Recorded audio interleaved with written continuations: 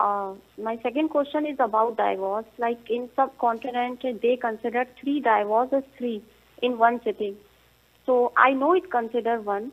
So if any case happens around me or someone asks me, so do I have a right to tell those couple as a student of knowledge that you can carry your relationship, it counts one?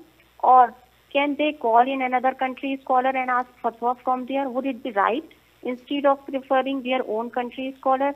Where ulama take decision and give fatwa according to particular mazhab, not from Quran and Sunnah. Okay, So please enlighten me in these I issues. will answer Jazakallah you, khair. inshallah. Now, in the subcontinent, and this is the case in some of the schools of thought, they consider three divorce in one sitting as three. And this was the case at the time of Umar, may Allah be pleased with him. In the beginning, the Prophet ﷺ's time, three divorces were considered as one. So if a man tells his wife, you're divorced, you're divorced, you're divorced, or I divorce you, I divorce you, I divorce you, this counts as one. Now, a lot of ambiguity takes place when people don't know the terminologies and the concept of divorce. So if someone tells his wife, and I get a lot of questions about this issue, I will divorce you soon. You deserve to be divorced. You will go to your family's house. This is abusive. This is trash talk. A real man does not say this. But sometimes he's cornered and his wife is bullying him, and his only means of defense is to just threaten her. So the woman asks, am I divorced? And the answer is no. The intention or what should be done in the future is not a divorce. A divorce is when he says, I divorce you, or he says it in the past tense, you are divorced. This is it. So at the time of the Prophet ﷺ, this used to be considered as one. At the time of Abu Bakr, it used to be considered as one. In the beginning of the time of the reign of Umar, may Allah be pleased with him, it used to be considered as one. But later on, people started abusing the right to divorce. So Umar wanted to reprimand them. May Allah be pleased with him. And he said, okay, from now on, if you say 3 times to your wife, you're divorced, you're divorced, you're divorced, it's over. It's done. You cannot get back to her until she marries another man in a legit marriage, and he divorces her in a legit way, then you may remarry her again. So the difference between jurors and schools of thought is whether to apply this ruling or this ruling, and both are acceptable. Now for us as laymen, can we cherry pick and choose whatever suits us?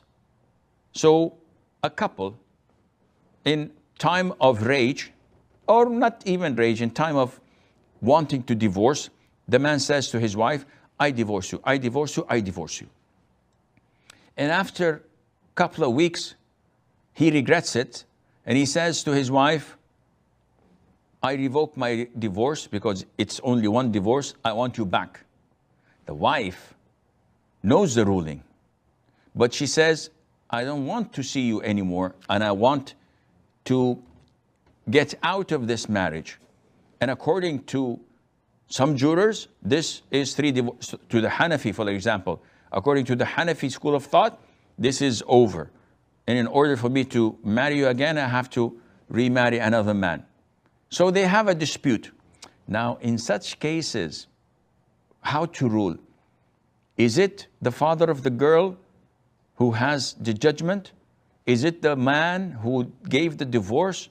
In such cases, this is only solved by going back to the Islamic court in your country. So in India, if there are 150 to 200 million Muslims, they must have a judicial entity that they refer to whenever they have problems with marriages, divorces, khul', separation, inheritance, and many more. This entity is responsible in solving such cases.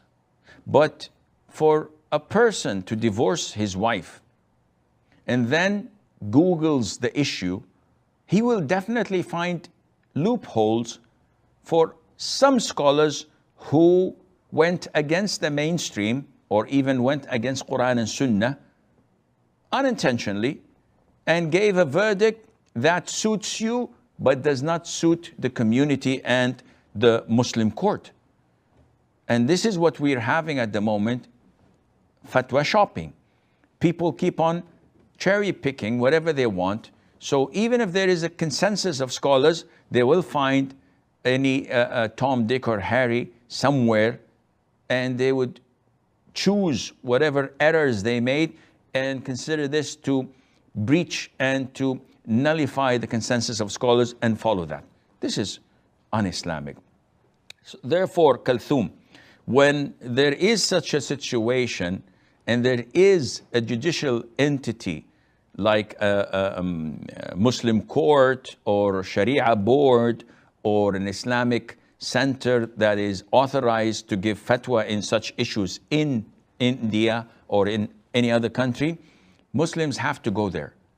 It is not permissible for me whenever I divorce my wife, for example, and then this is the third divorce and she is in her, she was in her menses.